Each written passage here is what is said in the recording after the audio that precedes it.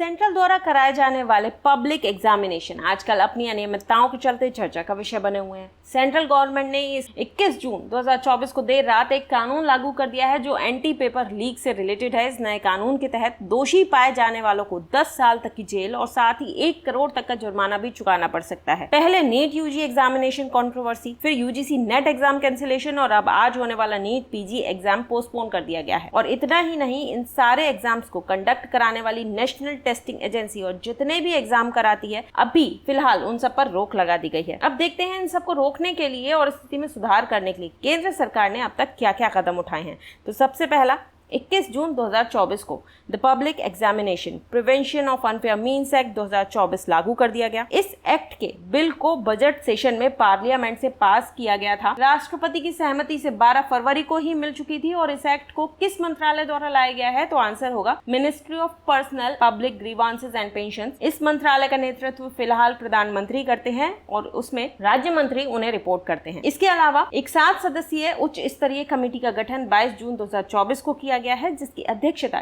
Doctor के राधाकृष्णन करेंगे, जो नेशनल टेस्टिंग एजेंसी की खामियों को उजागर करके उसमें हो सकने वाले मोस्ट पॉसिबल सुधारों संबंधी रिपोर्ट शिक्षा मंत्रालय को आने वाले 2 महीनों में सौंपेंगे। और तीसरी चीज जो करी गई है वो 22 जून को ही सरकार ने नेशनल टेस्टिंग एजेंसी के डायरेक्टर जनरल सुबोध कुमार सिंह को रिप्लेस कर दिया है। ITPO के chairperson and managing director Pradeep Singh को अब NTA का एडिशनल चार्ज सौंप दिया गया है। चलिए अब देख लेते हैं इस एंटी पेपर लीक लॉ के तहत किस चीजों को ऑफेंस माना गया। इसमें क्वेश्चन पेपर को पूरा या उसका कुछ पार्ट या आंसर की लीक कर देना, ऐसे लीक के काम में पार्टिसिपेट करना, किसी ऐसे पब्लिक एग्जाम में आंसर पा लेना या कैंडिडेट को किसी तरीके से आंसर बता देना, OMR या आंसर शीट टैंपरिंग, जानबूझकर गलत असेसमेंट करना, जानबूझकर तय किए गए नॉर्म्स और स्टैंडर्ड्स का वायलेशन करना, या इस तरह की जितनी भी और पॉसिबल बातें हो सकती है उन सबको अंडर सेक्शन 3 अनफेयर मीन्स माना गया। यानी कि ये सारे ही ऑफेंस की कैटेगरी में आएंगे। इस एक्ट के तहत मेंशन किए गए सारे ही ऑफेंस कॉग्निजेबल होंगे, नॉन बिलेबल होंगे और नॉन कंपाउंडेबल होंगे। अब अगर पनिशमेंट की हम बात कर रहे हैं तो इस एक्ट के तहत दोषी पाए जाने वाले को, जो इन अनफेयर मीन्स का किसी इसमें दोषी पाया जाता है, तो उसे कम से कम 3 साल और ज्यादा से ज्यादा 5 साल तक की जेल होगी और साथ ही 10 लाख तक का जुर्माना भी उसे भरना पड़ेगा। और अगर दोषी जुर्माना भरने में नाकाम रहता है तो भारतीय न्याय संहिता 2023 के तहत उसे एडिशनल पनिशमेंट ऑफ इम्प्रिजनमेंट भी होगा। और ये भी बता दिया गया है यहाँ पर कि जब तक BNS इफेक्ट में नहीं आता तब तक अगर इस तरह का कोई ऑफेंस होता है तो IPC के प्रोविजंस उस पर लागू होंगे। इसके अलावा जो सर्विस प्रोवाइडर ऐसे किसी एग्जामिनेशन लीक में शामिल होंगे उनको 1 करोड़ तक का जुर्माना लगाया जा सकेगा और साथ ही परीक्षा का प्रोपोर्शनेट कॉस्ट भी ऐसे सर्विस प्रोवाइडर से वसूल किया जा सकेगा और उसे 4 साल के लिए किसी भी पब्लिक एग्जामिनेशन को कंडक्ट कराने की जिम्मेदारी नहीं दी जाएगी। अभी ये समझ लो सर्विस प्रोवाइडर में कौन इंक्लूड है, तो यहाँ पे ये बताया गया है कि कोई agency, organisation, body, association of persons, ये सारे या इसके अलावा जो भी जिस नाम से भी हो वो सारे ही सर्विस प्रोवाइडर माने जाएंगे जिसे पब्लिक एग्जामिनेशन अथॉरिटी ने पब्लिक एग्जाम कंडक्ट कराने के लिए नियुक्त किया है।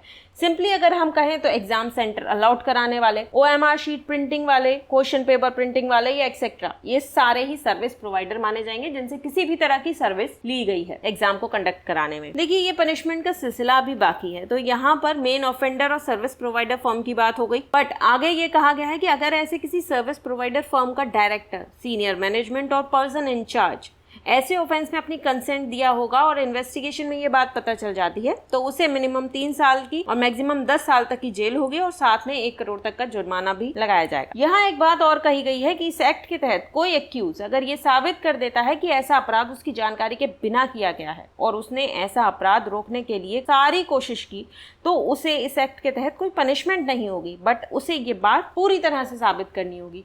यहाँ पर पर्सनली मुझे थोड़ा सा लूप होल लगता है, आप बताइएगा कमेंट सेक्शन में आपकी क्या राय है इस पर्टिकुलर प्रोविजन को लेकर। अब देख लेते हैं कि ऐसे ऑफेंसेस की इन्वेस्टिगेशन कौन करेगा, तो जनरली DSP करेंगे या फिर ACP करेंगे। इसके अलावा सेंट्रल गवर्नमेंट को ये पावर दे दी गई है कि इन्वेस्टिगेशन को किसी सेंट्रल इन्वेस्टिगेशन एजेंसी को सौंपा जा सकेगा। जैसे अभी हाल ही में हुए नीट, UG और UGC नेट के एग्जाम की इन्वेस्टिगेशन का चार्ज CBI को सौंप दिया गया है। अब देख लेते हैं कि ये एक्ट कौन कौन से एग्जाम्स पर लागू होगा।